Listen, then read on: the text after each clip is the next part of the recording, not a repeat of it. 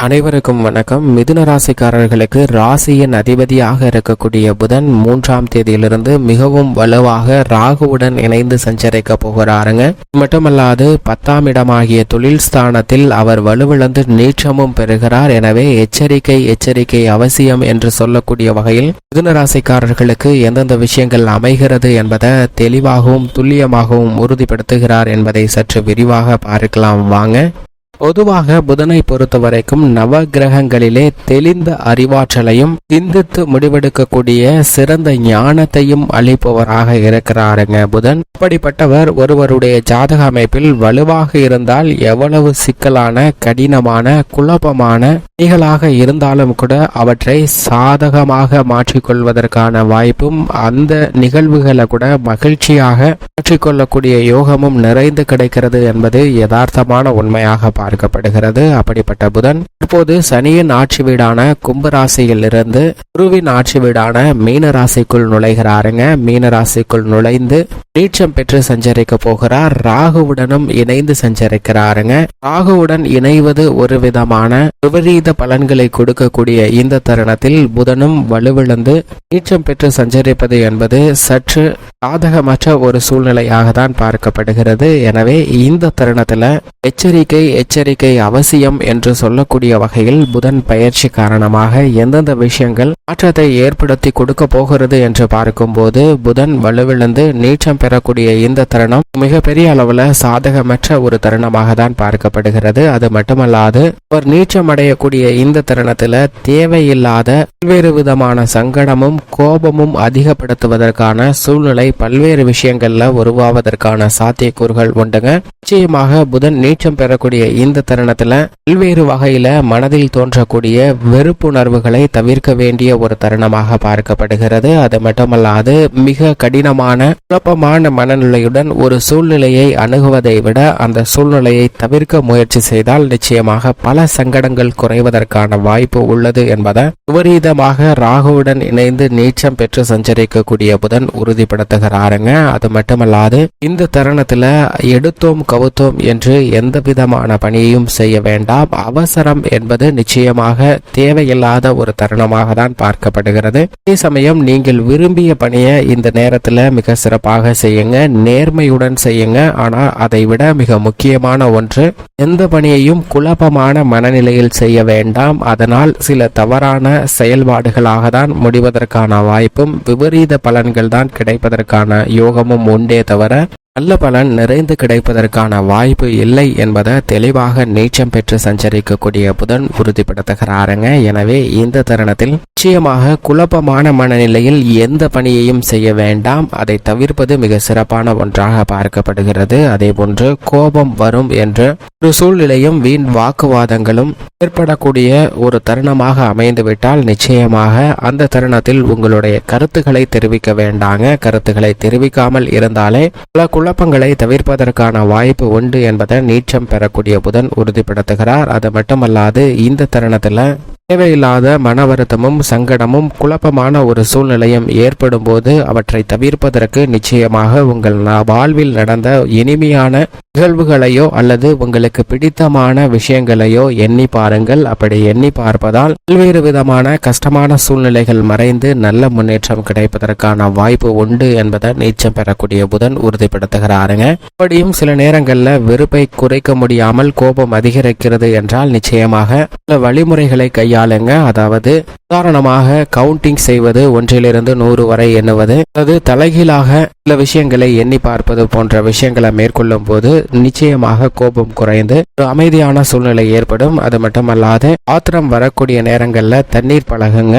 தண்ணீர் குடிப்பதால் சில விஷயங்கள்ல நிச்சயம் மாற்றம் ஏற்படும். அது மட்டுமல்லாது நன்கு தூங்க வேண்டிய ஒரு தருணமாக பார்க்கப்படுகிறது. நல்ல தூக்கம் இல்லை என்றாலும் குழப்பமான மனநிலை தான் ஏற்படும். இது போன்ற விஷயங்களை நிச்சயமாக கையாண்டால் நீச்சம் பெற்றிருக்க இருக்கக்கூடிய புதனால் ஏற்படக்கூடிய பாதகமற்ற சூழ்நிலைகளை கூட சிறப்பாக மாற்றிக்கொள்ள முடியும் என்பதை புதனை உறுதிப்படுத்துகிறார். எனவே எச்சரிக்கை மிகவும் அவசியமாக பார்க்கப்படுகிறது. மட்டுமல்லாது காலச்சக்கரத்தில் நட்பை கொண்டாடக்கூடிய கிரகமாக பார்க்கப்படுகிறாருங்க புதன்.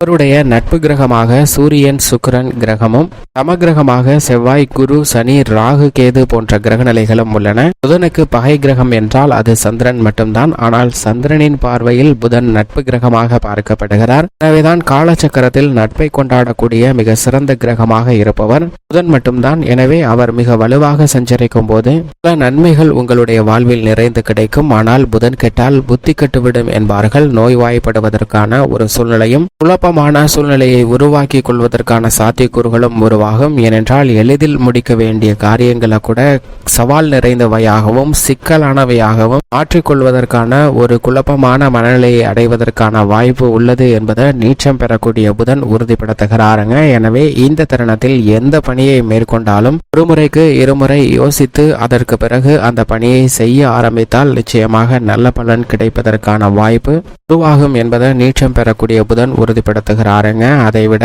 மிக வலுவாக ராகுவுடன் இணைகிறார். பொதுவாகவே சுபகிரகமாக இருந்தாலும் கூட புதன் பாவகிரக சேர்க்கையால் அபசு பலன்களை சில நேரங்களில் ஏற்படுத்தி கொடுக்கிறாருங்க. அது மட்டுமல்லாது வலுவிழந்து நீச்சம் பெறுவதும் ராகுவுடன் இணைந்து சஞ்சரிப்பதும் இந்த தருணத்தில் பல தடுமாற்றத்தை ஏற்படுத்துவதற்கான வாய்ப்பு இருக்கிறது. தசாபுத்திகள் வலுவாக இல்லை என்றால் சில எதிர்பாராத அதிரடியான குழப்பங்களை சந்திக்க வேண்டிய ஒரு சூழ்நிலைக்கு தள்ளப்படுவதற்கான வாய்ப்பு உண்டு என்பதை தெளிவாக உறுதிப்படுத்துகிறாருங்க புதன். எனவே இந்த தருணத்தில் மிக சிறிய விஷயமாக இருந்தாலும் மிக பெரிய விஷயமாக இருந்தாலும் எச்சரிக்கை அவசியம் என்பதை துல்லியமாக உறுதிப்படுத்துகிறார். அதே சமயம் மற்ற கிரக நிலைகளின் அமைப்பும் சேர்த்து பார்க்கும்போது பெரிய அளவிற்கு பிரச்சனை இல்லை என்றாலும் அதீத விழிப்புணர்வுடன் இருந்தால் மட்டும்தான் நன்மை நிறைந்தவையாக மாற்றிக்கொள்ள முடியும் என்பதை தெளிவாகவும் துல்லியமாகவும் உறுதிப்படுத்துகிறார். இப்படி புதனின் அமைப்பு இருக்க மிதுன ராசிக்காரர்களை பொறுத்த வரைக்கும் ராசியின் அதிபதியும் 4ஆம் இடமான சுகஸ்தானத்தின் அதிபதியுமாக இருக்கிறாருங்க.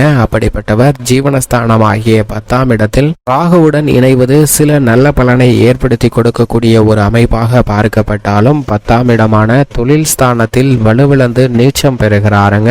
இது நிச்சயமாக சாதகமற்ற ஒரு அமைப்பாக தான் பார்க்கப்படுகிறது. அதிலும் குறிப்பாக உத்தியோகம் தொழில் ரீதியான பணிகள்ல உணர்ச்சி வசப்படாமல் எந்த காரியமாக இருந்தாலும் நிதானமும் பொறுமையும் மிகவும் முக்கியமாக மற்ற ராசிக்காரர்களை விட அதீதமாக மீன ராசிக்காரர்களுக்கு தேவைப்படுகிறது என்பதை ராசியின் அதிபதியான புதன் தெளிவாகவும் துல்லியமாகவும் உறுதிப்படுத்துகிறார். எனவே இந்த தருணத்தில் கூடுதல் கவனமும் விழிப்புணர்வும் மிக முக்கியமாக தேவை. தொழில் ஸ்தானம் வலுவிழந்து காணக்கூடிய இந்த தருணத்தில் மிகப்பெரிய முதலீடுகளை தவிர்த்திடுங்க. ஏனென்றால் அவற்றின் காரணமாக தேவையில்லாத கடன் சார்ந்த தொல்லைகளும் அலைச்சலும் அதிகரிப்பதற்கான வாய்ப்பு உருவாகிறது. சப்தம பார்வையால் சுகஸ்தானமாகிய 4ஐ பார்க்கிறாருங்க.